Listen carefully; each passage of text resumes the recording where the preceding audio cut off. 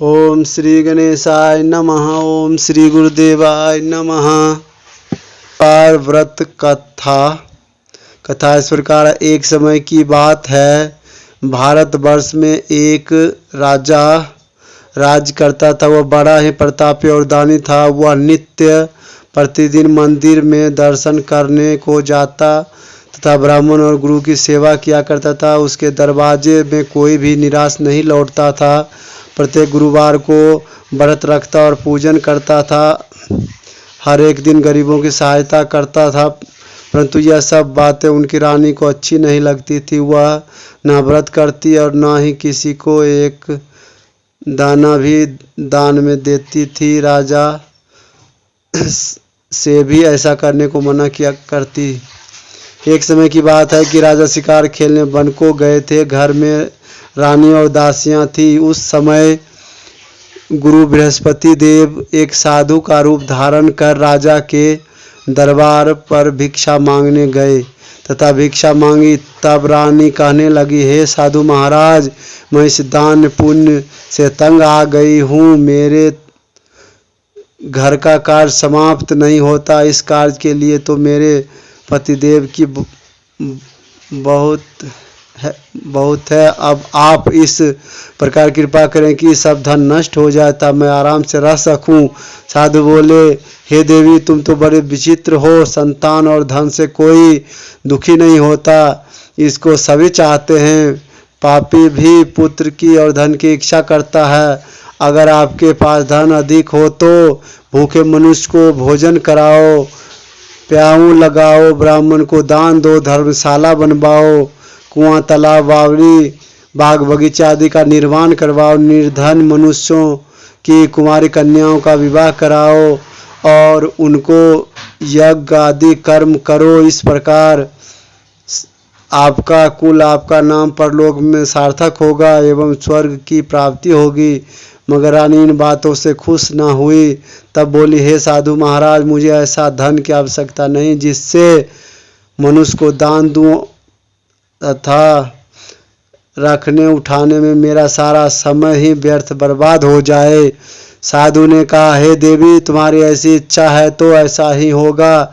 मैं तुम्हें उपाय बताता हूँ, वैसा ही करना। बृहस्पतिवार के दिन घर को गोबर से लीपना, अपने केश को धोना, केशों को धोते समय स्नान करना, राजा से कहना वह हजामत करवाए, भोजन में मांस मदिरा खाना, कपड़ा धोबी के यहाँ धुलवाना। इस प्रकार करने से तुम्हारा सब धन नष्ट हो जाएगा। ऐसा कहकर साधु महाराज अंतर्ध्यान हो गए। रानी ने साधु के कहे अनुसार 3 बृहस्पतिवार बीतते ही थे कि वह सब धन उसके नष्ट हो गए। राजा और रानी भोजन के लिए तरसने लगे, सांसारिक भोगों के अभाव से दुखी रहने लगे। तब राजा ने रानी से कहा कि है रानी, तुम यहाँ पर रहो और हम दूसरे देश को जाऊं, क्योंकि यहाँ पर मुझे सभी मनुष्य जानते हैं, इसलिए कोई कार्य नहीं कर सकता। देश की चोरी परदेश की भीख बराबर है। ऐसा कहकर राजा परदेश चला गया। वहाँ जंगल जाता हो तथा लकड़ी काट कर लाता और शहर में बेचकर इस तरह जीवन व्यतीत करने लगा। इधर राजा के घर रानी और दासी दुखी रहने लगी। किसी दिन भोजन मिलता और किसी दिन जल पीकर ही रह जाती।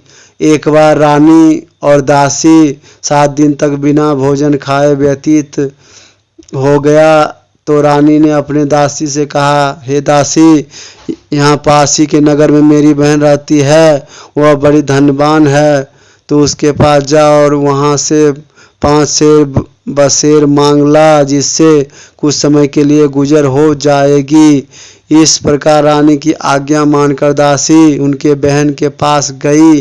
रानी की बहन उस समय पूजन कर रही थी, क्योंकि उस दिन बृहस्पतिवार था। जब दासी ने रानी के बहन को देखा तो वह बोली, हे रानी, मुझे तुम्हारी बहन ने भेजा है, मेरे लिए 5 सेर बसेर दे दो। इस प्रकार रानी ने अनेक बार कहा, परंतु रानी ने कुछ उत्तर नहीं दिया, क्योंकि वह उस समय बृहस्पतिवार व्रत कथा सुन रही थी। इस प्रकार जब बांदी को किसी प्रकार का उत्तर नहीं मिला, वह बहुत दुखी हुई और क्रोध भी आया और रानी के पास आकर बोली, रानी, तुम्हारी बहन तो बहुत ही बड़ी आदमी है, वह छोटे मनुष्यों से बात भी नहीं करती, इसलिए मैंने उनसे कहा तो उन्होंने कोई उत्तर नहीं दिया, मैं वापस चली आई। रानी बोली, हे दासी, इसमें उनका कोई दोष नहीं। जब बुरे दिन आते हैं तब कोई सहारा नहीं देता। अच्छे बुरे का पता आपत्ति में ही चलता है। जो ईश्वर की इच्छा होगी वही होगा। यह सब हमारे भाग्य का दोष है। इधर इस रानी ने देखा कि कथा को सुन और विष्णु भगवान का पूजन करा। प्रसाद पाकर रानी बहन के घर चल दी और जाकर अपनी बहन से कहने लगी, बहन, मैं बृहस्पतिवार का व्रत कर रही थी, तुम्हारी दासी गई, परंतु जब तक कथा होती है तब तक न उठते हैं न बोलते हैं, इसलिए मैं न बोली। कहो दासी क्यों गई थी? रानी बोली, बहन, मेरे घर अनाज नहीं था, वैसे तुमसे कोई बात छिपी नहीं है, इस कारण मैंने दासी को तुम्हारे पास 5 सेर बेजर लेने के लिए भेजा था। रानी बोली, बहन, बृहस्पति भगवान सभी की मनोकामना पूर्ण करते हैं, देखो शायद तुम्हारे घर में अनाज रखा हो। इस प्रकार का वचन जब रानी ने सुना तो घर के अंदर गई और वहाँ उसे एक घड़ा अनाज का भरा मिल गया। तब तो रानी और बांदी को बहुत खुशी हुई। दासी बोली, हे रानी, देखो, वैसे हमको जब अनाज नहीं मिलता तो हम रोज ही व्रत करते हैं। अगर इनसे व्रत की विधि तथा कथा पूछ ली जावे तो उससे हम भी कर लिया करें। तब रानी ने अपनी बहन से पूछा, बहन, बृहस्पतिवार की व्रत की कथा कैसे है तथा इस व्रत को कैसे करना चाहिए? रानी की बहन ने कहा, गुरु के व्रत में चना की दाल, मुनक्का से भगवान विष्णु को केले के जड़ में पूजन करें ता दीप जलावें, पीला भोजन करें ता कहानी सुन। इस प्रकार से गुरु भगवान प्रसन्न होते हैं, अन्य धन्य पुत्र देते हैं, मनोकामना पूर्ण करते हैं। इस प्रकार रानी और दासी दोनों ने यह निश्चय किया कि बृहस्पति भगवान की पूजन जरूर करेंगे। 7वें दिन जब बृहस्पतिवार आया तो उन्होंने व्रत रखा। गुड़साल में जाकर चना गुड़ बिन लाई तथा चने की दाल से केले की जड़ में तथा विष्णु भगवान का पूजन किया। तब भोजन पीला कहाँ से आएंगे विचार कर बड़ी दुखी हुई, परंतु उन्होंने व्रत किया, इस कारण गुरु भगवान विष्णु प्रसन्न हुए।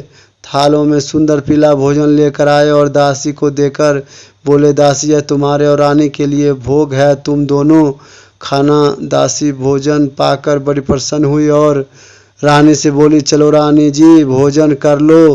रानी को इस विषय में कुछ पता नहीं था, इसलिए दासी से बोली, तू ही भोजन कर ले, क्योंकि तू हमारी व्यर्थ में हंसी उड़ाती। दासी बोली, एक महात्मा भोजन दे गया है। रानी कहने लगी, वह भोजन तेरे लिए दे गया है, तू ही भोजन कर। दासी ने कहा, वह महात्मा हम दोनों को 2 थाल में भोजन दे गया है, इसलिए हम और तुम दोनों ही साथ साथ भोजन करेंगे। इस प्रकार रानी और बांदी दोनों ने गुरु भगवान का नमस्कार कर भोजन प्रारंभ किया था। प्रत्येक बृहस्पतिवार को विष्णु भगवान का व्रत और पूजन करने लगी। बृहस्पति भगवान की कृपा से फिर से रानी और दासी के पास धन हो गया, तो रानी फिर उसी प्रकार आलस करने लगी। तब दासी बोली, देखो रानी, तुम पहले इस प्रकार आलस करती थी, तुम्हें धन के रखने में कष्ट होता था, इस कारण सभी धन नष्ट हो गया। अब गुरु भगवान की कृपा से धन मिल रहा है तो फिर से आलस कर रही हो। बड़ी मुसीबत के बाद हमने यह धन पाया, इसलिए तुम हमें इस दान पुण्य करना चाहिए। भूखे मनुष्य को भोजन कराओ, प्याऊ लगाओ, ब्राह्मण को दान दो, कुआं तालाब वावड़ी आदि का निर्माण करवाओ, मंदिर पाठशाला बनवाओ, दान दो, कुंवारी कन्याओं का विवाह कराओ, धन को शुभ कर्मों में खर्च करो, जिससे तुम्हारे कुल का यश बढ़े और स्वर्ग प्राप्त हो। इससे पितर भी प्रसन्न होंगे। तब रानी इस प्रकार के कार्य करने प्रारंभ किए। काफी यश फैलने लगा। एक दिन रानी और दासी विचार करने लगी, न जाने राजा किस प्रकार से होंगे, उनकी कोई खबर नहीं मिली। गुरु भगवान ने उन्होंने प्रार्थना की और भगवान ने रात्रि में राजा को सपना दिया। बोला, हे राजा उठ, तेरी रानी तुझको याद करती है, अपने देश को चल। राजा प्रातः काल उठा और मन में विचार करने लगा कि स्त्री जाति खाने और पहनने की संगिनी होती है, पर भगवान की आज्ञा मानकर वह अपने नगर के लिए चलने को तैयार हुआ। इससे पूर्व जब राजा परदेश चला गया था तो परदेश में दुखी रहने लगा था। प्रतिदिन जंगल से लकड़ियां बीन लाता और उन्हें शहर में बेचकर अपनी दुखी जीवन को बड़ी कठिनता से व्यतीत करता। एक दिन राजा दुखी हो अपनी पुरानी बातें याद करके रोने लगा। तब जंगल में बृहस्पति देव एक साधु का रूप धारण करके आए। राजा के पास आकर बोले, लकड़हारे सुनसान जंगल में किस चिंता में बैठे हो, मुझको बतलाओ। राजा के नेत्रों में जल भर आया और साधु से बोला, है प्रभु आप सब कुछ जानने वाले हो। इतना कह साधु को अपनी संपूर्ण कहानी बतला दी। महात्मा तो दयालु होते हैं। उससे बोले, हे राजा, तुम्हारी स्त्री ने बृहस्पति देव का अपराध किया था, जिस कारण तुम्हारी यह दशा हुई। अब तुम किसी प्रकार की चिंता मत करो, भगवान तुम्हें पहले से अधिक धनवान करेगा। स्त्री ने गुरुवार का व्रत करना प्रारंभ कर दिया है और तुम मेरा कहा मानकर बृहस्पतिवार का व्रत करने के लिए चने की दाल गुड़ जल को लोटे में डाल केले का पूजन करो। फिर कथा कहो और सुनो, भगवान तेरी सभी मनोकामनाएं को पूर्ण करेगा। साधु को प्रसन्न देख राजा बोला, है प्रभु, मुझे लकड़ी बेचकर इतना पैसा नहीं मिलता जिससे भोजन करने के उपरांत कुछ बचा सकूं। मैंने रात्रि में अपनी रानी को व्याकुल देखा है, मेरे पास कुछ भी नहीं है, इससे उनकी खबर तो मांग सकूं। फिर कौन सी कहानी कहूं, यह बात मुझको मालूम नहीं। साधु ने कहा, राजा तुम किसी बात की चिंता मत करो। बृहस्पतिवार के दिन तुम रोजाना की तरह लकड़ियां लेकर नगर में जाओ। तुमको रोज से दुगना धन प्राप्त होगा, जिससे तुम भली भांति भोजन कर लोगे और बृहस्पति देव की पूजा का सामान भी ले आओगे। बृहस्पति देव की कहानी इस प्रकार है। प्राचीन काल में एक ब्राह्मण था। वह बहुत निर्धन था, उसके कोई संतान नहीं थी। उसकी स्त्री बहुत ही मलिनता के साथ रहती थी। वह स्नान नहीं करती थी, किसी देवता का पूजन नहीं करती थी। प्रातः उठते ही सर्वप्रथम भोजन करती थी, बाद में कोई अन्य कार्य करती थी। इससे ब्राह्मण देवता बड़े दुखी थे। बेचारे बहुत कुछ करते थे किंतु उसका कोई परिणाम न निकला।